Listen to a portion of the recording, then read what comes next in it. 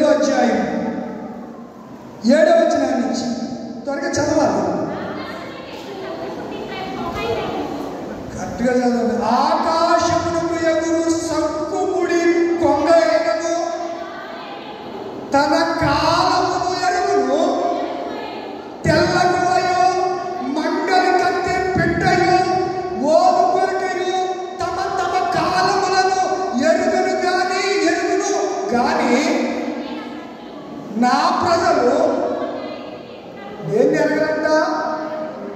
దేవుని యొక్క న్యాయ విధిని ఎరగరు. ఎరగండి ఏమంది బైబిల్? బుద్ధిహీనులు.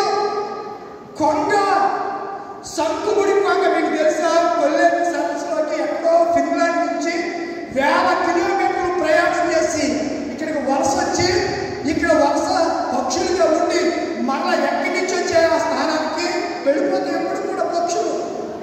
వాటికి కాలం యొక్క విలువ తెలుసు, కాలాన్ని ఎరుగుతున్నాయంట.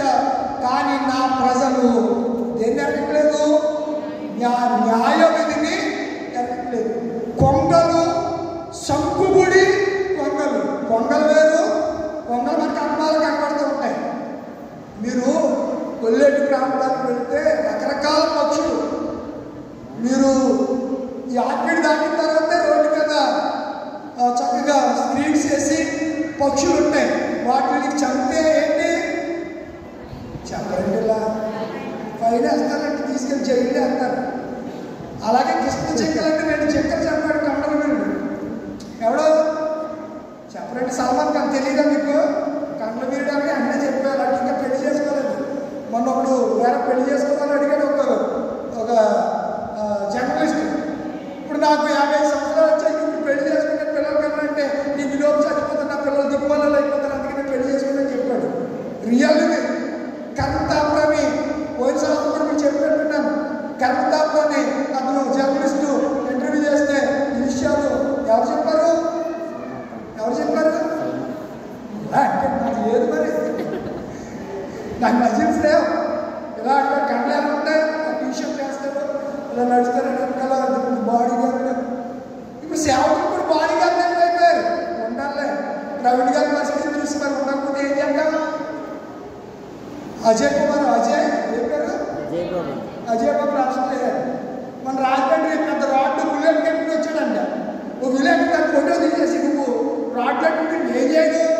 నేను ఆయన అంత మంచోడు కాదు. ఎవరంతా? ప్రవీణ్ అంత మంచోడు కాదు.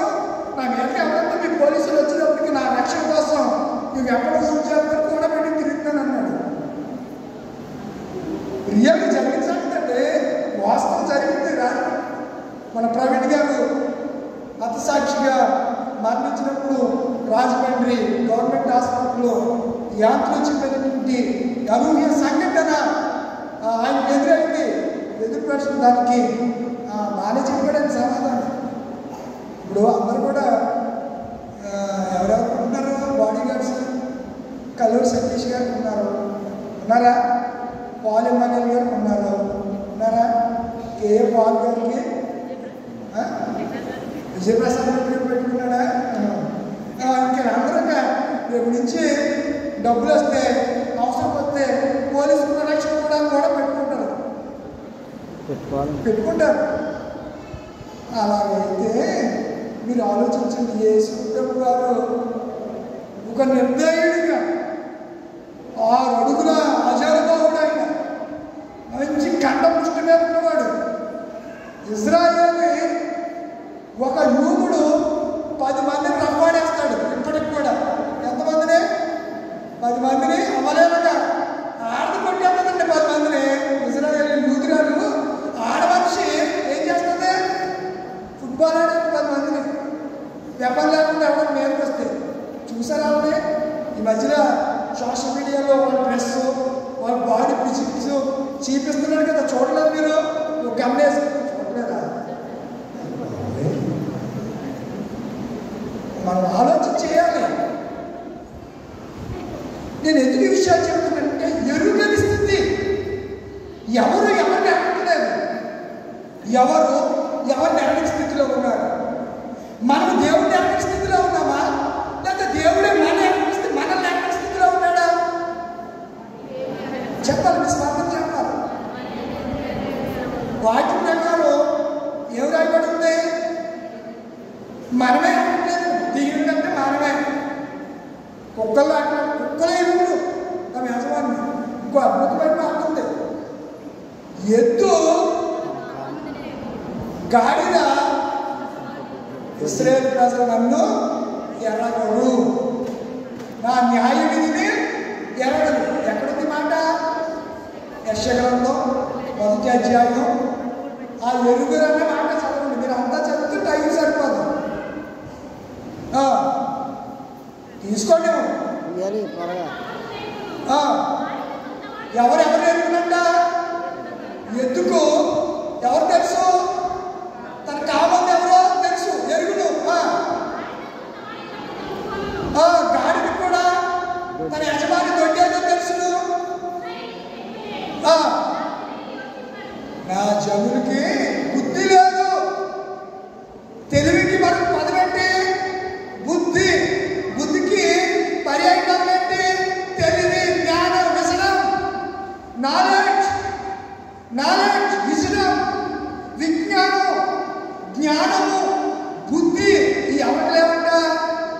దేవస్థానానికి నాకు లేదు. మిమ్మల్ని అంటే మీరు ఊరుకోండి, నాకే లేదు. బుద్ధి లేని అడ్డమైన గాడిద అంటే శాఖగాడే నేనే. ఆ గాడిద నేనే. ఆ కట్టబడి ఒకప్పుడు ఆ కట్టబడి ఆ రోజు జీవితంలో జీవించిన గాడిదని నేనే. నా ప్రభువు నా కట్టను విప్పి ఎవరు ప్రాయములోనే తన గాడిదగా చేసుకుని తన గాడిని నా మీద పోబడి కనుకనే ఈరోజు ఆయన సువార్త నేను చెప్పగలుగుతున్నాను. నేనే గాడిదని. గాడిద మధ్యలో గుంటూరు జిల్లాలో గాడిద రక్తం తాగి పరిగెత్తుకున్నట్టు డాక్టర్ వేడిగా ఉండగా గాడిద మాంసం బీఫ్ కన్నా అర్థమైందా? గాడిద మాంసం రంజిత్ దాకా చెప్తుంది. మీరు ఆ గుంటూరు వెళ్తే అక్కడ చేసి గాడిద దాన్ని కోసి వారానికి నేను కనిగిరి వెళ్ళాను ఒకసారి. కనిగిరి అనే ఊరు ఉంది. కనిగిరి వెళ్తే మా చుట్టాల అమ్మాయి ఉంది. ఆమె మాదిగోడిని పెళ్లి చేసుకుంది. మాదిగోడిని కాలేజీలో లవ్ చేసి బాబాయ్ ఇక్కడ ఎవరైనా ఉన్నారా పెళ్లి చేసుకుంది. అడిగి వెళ్ళాను. ఓ పక్కనేమో ఆటికి పోతుంటే ఇంకో పక్కన గాడిదని తింటారని అప్పటి వరకు నాకు తెలియదు. గాడిద మాంసం తింటారనే సంగతి తెలియదు నాకు. అది చాలా టేస్ట్గా ఉంటుందంట. అది కోస్తున్నప్పుడు ఆ వేడి రక్తం తాగేసి షర్ట్ వేసి అండర్వేర్ వేసుకుని ఇసుకలో పరిగెడుతున్నారు. ఎందుకు పరిగెడుతున్నారు అని నేను అడిగాను. అడిగితే వేడి గాడిద రక్తం తాగి పరిగెడుతున్నట్ట శరీరానికి విపరీతమైనటువంటి ఎనర్జీ వచ్చేస్తుంది. రక్తం శుద్ధి అయిపోతుంది. మొఖం గాడిద రక్తం తాగితే రక్తం ఎందుకు శుద్ధి? అందుకే వాడు ప్రతి కర్మశాన్ని కడిగి శుద్ధి చేసి ఏ రక్తం? గాడిద రక్తమా? నేను పాటలు కూడా ఎద్దుల రక్తం కానీ, మేకల రక్తం కానీ, కోడి రక్తం కానీ, ఆవు పేడ కోయికం కానీ ఇవేవి కూడా మనిషికి శక్తిని ఏదిస్తుందంటే సిలువను గురించిన వార్త.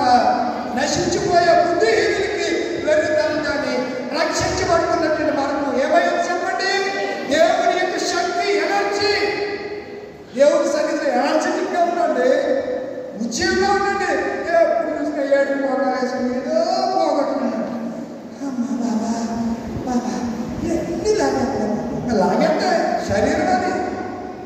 శరీరం బలహీనతలో ఉంటాయి. వయసు పైబడిన తర్వాత మరీ ఎక్కువ అవుతాయి. వయసులో ఉండగా తెలియదు. వయసులో ఉండగా కావరం, కండ కావరం.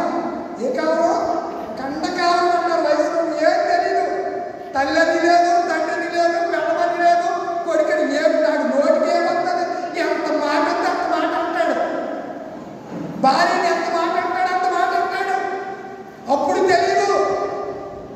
వచ్చేసిన తర్వాత అయ్యి బాబాయ్ నీ నాకు రోజు అన్నానే బాబా అమ్మాయి ఏమి మనసు పెట్టుకోకుండా అది ఏమి మనసు వచ్చి మంచిది తాగు. ఏమంటుంది అప్పుడు? తాగు, వెళ్ళి ఇచ్చుకుని తాగు. అడిగి నీ మనవడు ఉన్నాడు కదా, ఆ నెమ్మను నీ కొడుకున్నాడు కదా, కోళ్ళు పడినప్పుడు నీ వెంటనే గొంతులు అంటాయి. కోళ్ళు ఎదుగుతుందమ్మా, అమ్మా కోళ్ళు ఎదుగుతుంది. కోళ్ళు ఎవరన్నప్పుడు భార్య ఇవ్వాలి. అప్పుడు తెలీదు. అప్పుడు ఏ కావడం? కండ కావడం. దేవుడి సువార్త సమాజంలో, సంఘంలో ప్రకటిస్తున్నప్పుడు దేవుడు ఎనకపోకుండా ప్రకటిస్తారు చాలా మంది. అలా పోయింది. బైబిల్ ఏముంది? అలాగే ఆడు బుద్ధిహీనుడయ్యి వెళ్ళి ఏ కొట్టుకున్నాడు? చిచ్చి ఎంత దరిద్రం అంటే ఆ పందేమన్నీ పెంట కదా, ఆ పెంటలో మూతెట్టేసి పట్టుకొచ్చి ఇందులో మూతెట్టు కదా, ఈ మూతెట్టిని పెంట ఈడు తింటున్నాడు. అంటే ఇది ఎంత పెంటాడో చూడండి.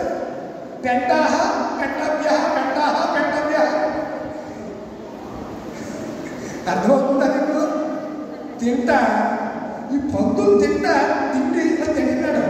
తింటుంటే ఇంకేమొచ్చేసిందంట? బుద్ధి వచ్చింది. అంత ముందు ఇంకేం లేదు. అదే రాశాను అక్కడ. మీరు లోకస్వార్త 17వ అధ్యాయం చదివితే అది తింటా ఉండగా ఏమొచ్చింది? బుద్ధి వచ్చి ఏమనుకున్నాడు? నా తండ్రి ఇంటి దగ్గర పేక లోతు కూడు రోజు 300 మంది తింటారు అని జ్ఞానం వచ్చేసి ఏమనుకున్నాడు? తండ్రి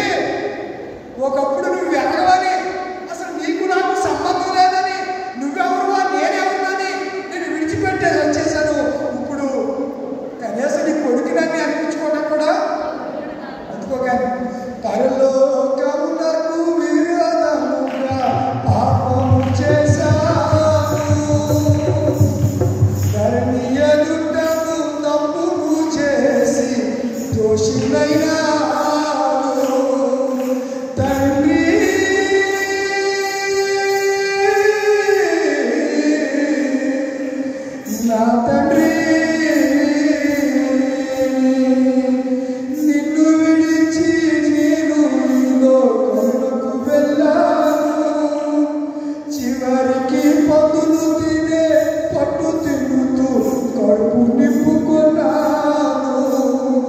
బుద్ధి వచ్చినప్పుడు నీవు నాకు జ్ఞాపకం వచ్చావు తండ్రి.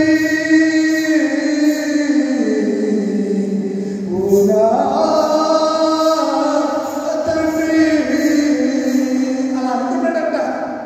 ఒక ఆయన ఈ పాట అవపాడంటే గుమ్మడి జయరాజు ఆ కొడుకు కూడా పాడాడు మొన్న. ఆయన పేరే పేరు జీవన్ బాబు. గుమ్మడి సాగిపోయే బ్రతుకునావా సాగిపోయే తెలుసా అమ్మా ఆకలి కూడు తిని నేటికి 8:30 అయిందంట. ఆ బుడకథలో పేదరాజు బుడకథలో ధనవంతుడు కూడు తిని నేటికి 3 నాడులాయే అమ్మలారా అయ్యలారా అని చక్కగా పాడాడు. గుమ్మడి చెప్పండి. జయరాజు గారు చనిపోయాడు, కొడుకున్నాడు. ప్రతి మేరీ మాట తినడానికి ప్రారంభ పాట ఆయన పాడతాడు. ఇప్పుడు కూడా బుడదలు వెళ్ళినా మీరు అందరూ గుండు కొట్టించుకుని వచ్చి ఉంటారు. మీరు కాదు మా వాళ్ళు. నేను ఎక్కడికి వెళ్ళి నేను చెప్పండి ఇలా బుడదలా ఏ ఉత్సవాలయ్యి మేరీ మాట ఉత్సవాలు. అమ్మ దగ్గరికి వెళ్ళి అమ్మ ఏంటి అమ్మ దగ్గరికి వెళ్ళి అమ్మ మరి అమ్మ కరుణించమ్మ మేరీ మాత అని అక్కడికి వెళ్ళి టెంకాయలు ఇంకేం కొడతారు, టెంకాయలు అగరొత్తులు నైవేద్యం సమర్పయామి మరియమ్మ సమర్పయామి ఈ సమర్పించేసి ప్రార్థన చేసుకుని చెత్తపడుతుంది. అర్థమవుతుందా? అంటే ఎరగకుండానే వీడికి ఏమొచ్చింది? బుద్ధి వచ్చింది. బుద్ధి రాగానే ఎక్కడ వచ్చేసాడు? తండ్రి జ్ఞాపకం వచ్చాడు. ఇప్పుడు తండ్రి ఎవరో తెలుసు. ఇప్పుడు తండ్రి ఎవరో తెలియదు ఏంటంటే నువ్వెవరమే మరి యేసుకు ఆయన సిలువ వేసేసాడు. ఈరోజు ధ్యానాంశంలో వేస్తే ఆయన ఏమంటున్నాడు? తండ్రి వీరేమి చేయించున్నారో వీరు ఎరుగురు కనుక వీరు ఏం చేయాలి? ఎరగరాళ్ళు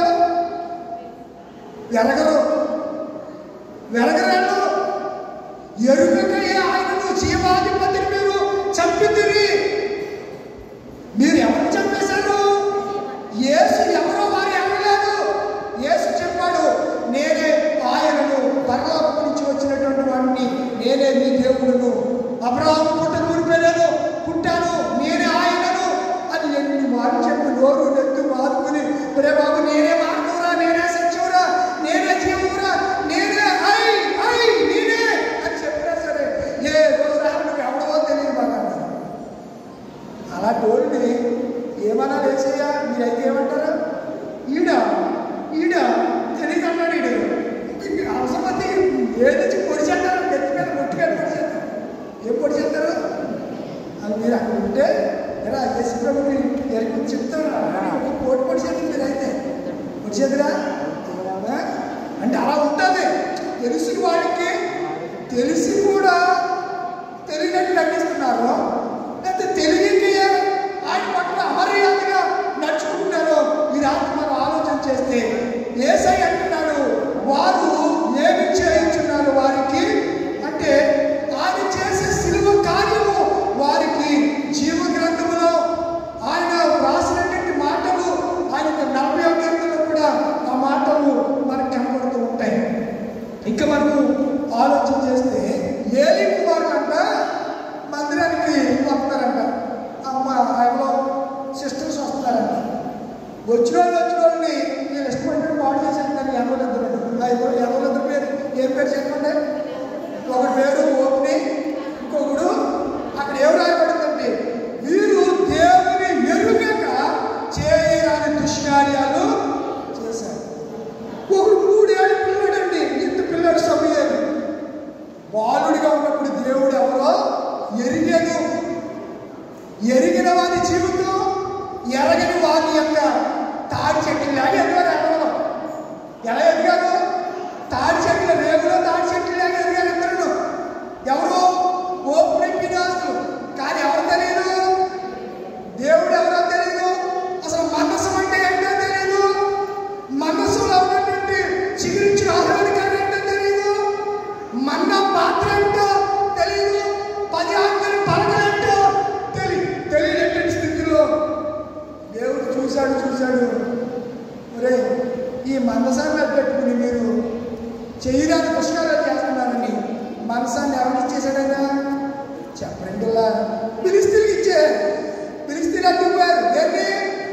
మనసాన్ని. ఆ మనసం దొడ్లోకి వెళ్ళినప్పుడు ఈ అయ్యగారు అక్కడ ఉంటారు, పాస్టర్ గారు ఉంటారు, చిన్న పాస్టర్ గారు, పెద్ద పాస్టర్ గారు. ఎవరు? ఏలి కుమారుడైన ఓప్ని వినాశం. ఫిలిస్తీన్లు వచ్చారు, మనసం పట్టుకెళ్ళారు. వీళ్ళందరూ ఒక యాత్ర నదిపడేయారు. ఎవరిని? దేవుని ఎవరిని? వీళ్ళందరూ కట్టుబాటు చనిపోయారు. మీరు సమయం మొదటి చూస్తే ఆ విషయాలు మనకు కనపడుతూ ఉంటాయి. ఇద్దరు చనిపోయారు. మనసు ఎక్కడికి వెళ్ళిపోయింది? ఫిలిస్తీన్ స్వాధీనంలోకి వెళ్ళిపోయింది. తర్వాత మళ్ళీ తీసుకొచ్చారు, అది వేరే కథ. ఎర్రగాక ఫరో కూడా యెహోవా ఎవరో నేను ఆయన ఎరగనన్నాడు మోషేతో. 4వ అధ్యాయంలో నిర్గమకాండం. అసలు మోషే ఎవరు? అది దేవుడు అంటున్నారు. ఆ దేవుడు ఎవరో నేను ఎరగవా? ఎరగకపోతే చూపిస్తాను. ఆయన ఎవరో తెలుసుకునేలాగా చేస్తాను నిన్ను నన్ను కూడా. కనుక యేసు ప్రభు వారి దేవుడిని చూసి ఏమంటాడంటే, తండ్రి వీరేమి చేయుచున్నారో మీరు ఎరుగురు కనుక ఇది ఏం చేయాలి? క్షమించు అంటున్నాడు. ఒక పక్క రాడు వారు ఉన్నారు, ఒక పక్క రోమీలు ఉన్నారు. పస్కా పండుగకి అనేక మంది అక్కడికి వచ్చారు. వీళ్ళందరూ కూడా యేసును ఎరగకనే ఇష్టానుసారంగా ఆయన ఎదుట వారు ప్రవర్తించారు. రిఫరెన్స్ ఇస్తున్నారు, ముగిస్తున్నాం చూడండి. యోహాను సువార్త 9వ అధ్యాయం 24, 25, 29, 30 వచనాలు. అలాగే యోహాను రాసిన మొదటి పత్రిక 3:6, యోహాను రాసిన సువార్త 3వ అధ్యాయము 10వ వచనం. నాయన మైక్ అయిపోయింది.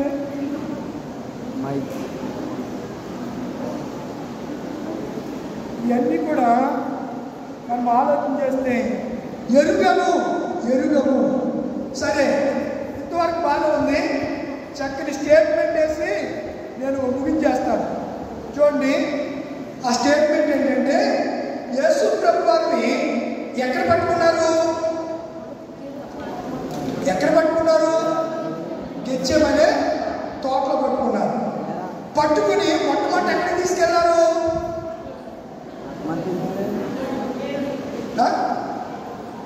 రిఫరెన్స్ ఇస్తాను, అక్కడ పట్టుకుని రాసుకుని స్టడీ చేయండి. మొట్టమొదట యేసుని గెత్సేమని తోటలో పట్టుకున్న తర్వాత హన్నా దగ్గరికి తీసుకెళ్లారు. యోహాను సువార్త 18వ అధ్యాయము 12 నుంచి 14, 19, 24 వచ్చినారు. ఏదో ఒక వచనం చదవండి. 18, 12 వచనం చదవండి.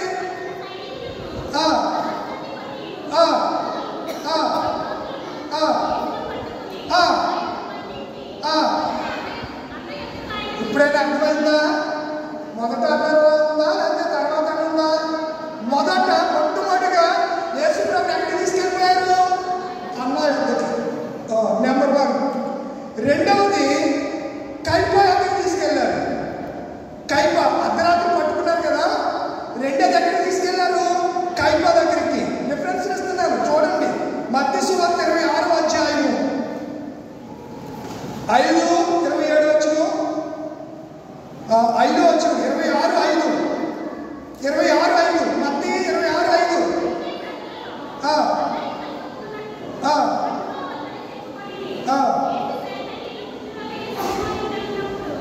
26:5 వచ్చి చదువుతున్నావా?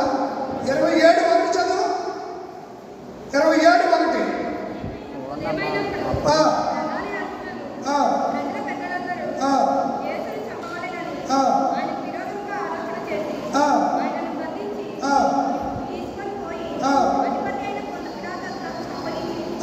అక్కడ పొద్దు పిల్లలు ఎక్కడో మనకి వాక్యంలో ఒక మాట ఉంటుంది.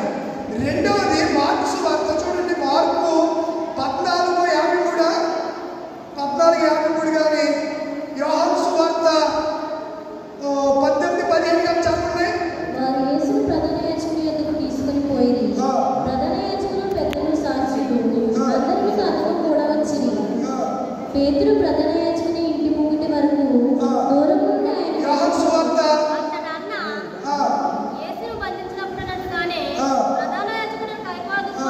ఎన్నో వచ్చి బాబా అదే నేను బైబిల్ స్టడీ అంటే ఇలాగే ఉంటుంది. నేను చాలా రిఫరెన్స్ రాసుకున్నాను. అది ఏ రిఫరెన్స్లో ఉందో నేను నోట్ చేసుకోకపోయిన కారణం ఏంటంటే రిఫరెన్స్ నాకు ఇచ్చేస్తున్నాను. ఏముంది, మొట్టమొదటి ఎక్కడ పట్టుకున్నారు? గెచ్చేమని తోటల నుంచి ఎవరి దగ్గర తీసుకెళ్లారు? అన్న. తర్వాత దగ్గర ఎవరి దగ్గర తీసుకెళ్లారు? కైప. మూడవది సన్నిహితుడి సభకు తీసుకెళ్లారు. మత్తయి సువార్త 27:62, మార్కు 15:1, లూకా సువార్త 22:66 నుంచి 71 భాగంలో సన్నిహితుడి సభకు తీసుకెళ్లారు. 3 అయినాయి కదా. 4వది పిలాతు దగ్గర తీసుకెళ్లారు. మత్తయి సువార్త 27:2. తర్వాత 5వది పిలాతు ఏం చేశాడు? హేరోదు దగ్గరికి పంపించాడు. లూకా సువార్త 23:7-12 ఆ విషయాలు కనపడతాయి. 6వది మళ్ళా హేరోదు ఎవరి దగ్గర పంపాడు? పిలాతు దగ్గరికి పంపాడు. మత్తయి సువార్త 27:25-26 ఆ విషయాలు ఉంటాయి. 7వది మళ్ళా పిలాతు దగ్గరికే వాడు తీసుకొచ్చారు. వాడు ఏం చేశారంటే అధికార మందిరంలోకి తీసుకెళ్లారు. మత్తయి సువార్త 27:27-31, మార్కు సువార్త 15:16-20. ఈ 7 పర్యాయాలు యేసు ప్రాముఖ్యమైనటువంటి ఆ దినాల్లో ఉన్నటువంటి నాయకుడి అందరికీ ఆయన తీసుకుని పోబడితే వాళ్ళందరూ కలిసి, సమాజం అంతా కలిసి ఆయనకు శిలువ శిక్ష విధిస్తే ఆయన శిలువలో వేలాడుతూ చెప్పిన మాట ఏంటనగా, తండ్రి మీరేమి చేర్చున్నారో మీరు ఎరుగరు కనుక.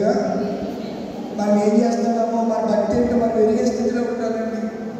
ఎరగని వారిగా మనం ఉంటానికి వీలు లేదు. ఎద్దులు పక్షులు అన్నీ కూడా తమ కామందులు ఎరుగుతున్నాయి. మన తండ్రి అయిన దేవుని ప్రేమను, శిలువ ప్రేమను గుర్తెరిగిన మనం ఇంకా ఎన్నాళ్ళు యేసయ్యను ఎరగని చెప్పుకుంటాం.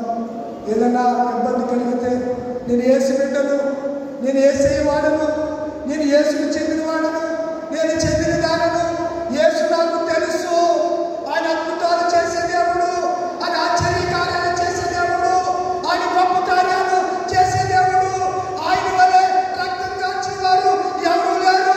ఆయన ఒక్కడే సిలువల ఆకాశానికి భూమికి వేలాడుతూ రక్తం కాల్చిన దేవుడు, ఆయన నాకు తెలుసు. అన్నోన్ జీసస్ కాదు, జీసస్ నా రక్షకుడు. యేసు ఎవరు? నా రక్షకుడు, నా సేవియర్. యేసు నా సేవియర్, యేసు నా రక్షకుడు అని చెప్పగలిగినటువంటి స్థితిలోనికి వస్తే పరమందున్న తండ్రి నేను చూసి ఎంత ఆనందపడిపోతాడు. ఈ ప్రశస్త రాత్రి వెళ్ళారు. నా ప్రియ తల్లి ఒకసారి ఆలోచించే వాడంట న్యాయ విధిని అడగలేకపోయారంట. కారణం వాడికి ఏమలేదు, బుద్ధి లేదు. దేవుడు ఎవరో తెలియలేకపోవడం కారణం ఏంటి? చాలా మందికి ఇప్పటికి కూడా పరిశుద్ధాత్మ అనుకోలేదు. భాష వాడే వాళ్ళని చూసి పళ్ళకి తింటూ ఉంటారు. భాషలో ప్రార్థన చేసే వాళ్ళని చూసి హేళన చేస్తూ ఉంటారు. ఏ దోషుడికైనా పాప క్షమాపణ ఉంది, కానీ పరిశుద్ధాత్మ విరోధి దోషం చేస్తే ఈ యుగమంతా రాబో యుగం పాప క్షమాపణ, ఇక పాపానికి ప్రాయశ్చిత్తం లేదు. జాగ్రత్త, ఎవరిని దూషించకండి. కొంతమంది ఆత్మపూర్ణులై ప్రలాపిస్తూ కన్నీటితో ప్రార్థన చేస్తున్న వాళ్ళని చూసి హేళన చేయకండి. చాలా జాగ్రత్తగా ఉండండి. యేసు మీరు ఎరిగారు కనుకనే యేసు సన్నిధిలో ఇన్ని దినాల నుంచి మీరు దేవుడి సన్నిధికి వస్తున్నారు. యేసు మిమ్మల్ని ఎరుగును కనుకనే నా తండ్రి చేత ఆశీర్వదించబడి వాళ్ళారా, రండి రండి. వాళ్ళు ఏమన్నా చెప్పండి, మీరు ఎవరో నేను ఎరుగును. మీరేం చేశారు? అక్రమం చేశారు. మీరేం చేశారు? అక్రమం చేశారు. మనం ఏ గుంపులో ఉందాం? ఎడం చేతున్న గుంపులో ఉందామా?